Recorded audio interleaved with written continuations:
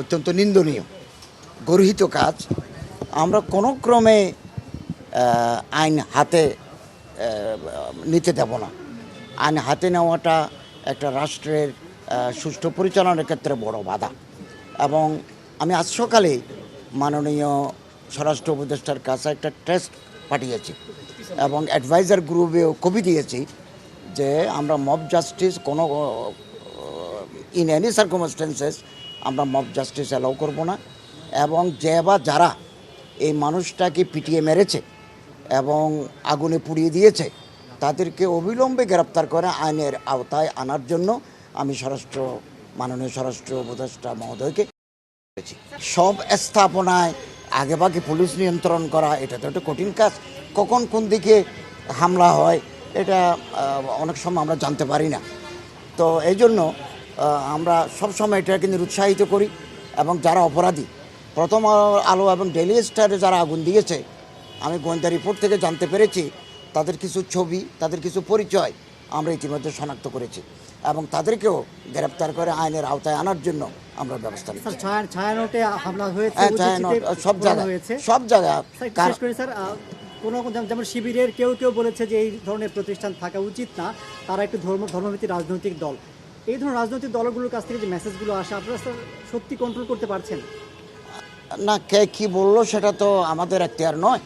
তবে কথা হচ্ছে যে আমরা যেহেতু সরকারে আছি, প্রতিটি প্রতিষ্ঠানকে চলমান গভর্নমেন্ট অ্যাপ্রুভড এরকম কোনো প্রতিষ্ঠানে কেউ আগুন দিয়ে পুড়িয়ে দিবে অথবা মানুষ পুড়ে হত্যা করবে, এটা কোনোদিন আমাদের কাছে কাম্য নয়। আমরা এটাকে অন্যায় গর্হিত কাজ বলে বিবেচনা করি এবং এদেরকে আইনের আওতায় আনার জন্য আমরা বদ্ধপরিকর। আইন শৃঙ্খলা এখন সম্পূর্ণ আমাদের নিয়ন্ত্রণে। কিছু ঘটনা যে ঘটছে না এমন নয়, তবে আমরা যতটুকু এই পর্যন্ত এসেছি আমরা আশাবাদী নির্বাচন যথাসময়ে হবে, সুষ্ঠু, অবাধ, ইনক্লুসিভ এবং স্বতঃস্ফূর্ততার মাধ্যমে আমরা নির্বাচন করতে পারবো।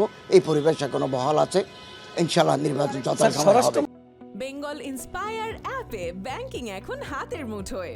ঘরে বসেই 24/7 ব্যাংকিং সেবা পেতে ইনস্টল করুন এখনই। গোয়েন্দা ব্যর্থতা সরাসরিভাবে আমার বলাটা উচিত নয়।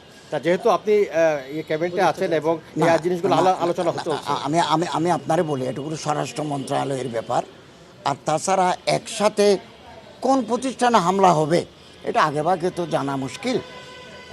যেমন কালকে আমার কাছে একটা রিপোর্ট আসলো গোয়েন্দা থেকে, কাজী নজরুল ইসলামের মাজারের পাশে যখন হাদিকে দাফন করা হবে, পাশে চারুকলা ইনস্টিটিউট আছে।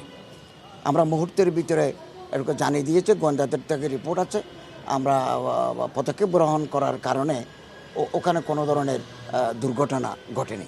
সরকার তো স্থিতিশীলতা চায়, কারণ এখন যদি মব জাস্টিস বারে হয়, ল অ্যান্ড অর্ডার সিচুয়েশন যদি ডেটেরিয়েট করে, এটা নিঃসন্দেহে গভর্নমেন্টের ব্যর্থতা বলে চিহ্নিত হবে। গভর্নমেন্ট করতে যাবে কেন? গভর্নমেন্ট তো প্রিভেন্ট করতে চায়, গভর্নমেন্ট আইনশৃঙ্খলাকে উন্নত করতে চায় এবং নির্বাচনের যে পরিবেশটা আছে এটা যাতে আরও সুষ্ঠু হয়। গভর্নমেন্ট তো এ ব্যাপারে সক্রিয়। সরকারি মদদে হবে এ কথাটা তো সঠিক না। এখন বাইরে থেকে যদি কেউ কোনো মন্তব্য করে, এটা তো বাংলাদেশ সরকারের নিয়ন্ত্রণ নাই। এটা তো মেটা তারপরে ইউটিউব কর্তৃপক্ষ আছে, এটা তো সরাসরি আমরা নিয়ন্ত্রণ করতে পারি না, বাংলাদেশের গভর্নমেন্টের উপর নাই। এখন ওপেন প্ল্যাটফর্ম, মনে করেন বাংলাদেশ থেকেও তো অনেকে আমার প্রতিদিন গালি দেয়। ধর্ম নিয়ে রাজনীতিকে বন্ধ করা দরকার না, এটা শুনেন, এই পদক্ষেপগুলো বাংলাদেশ সরকারের আওতায় নাই। ইউটিউবার অথবা ফেসবুকের যে কথাবার্তাগুলো বলে, এগুলো তো ফেসবুক আলাদা কর্তৃপক্ষ, ইউটিউব আলাদা কর্তৃপক্ষ, এর উপর বাংলাদেশ সরকারের নিয়ন্ত্রণ নাই।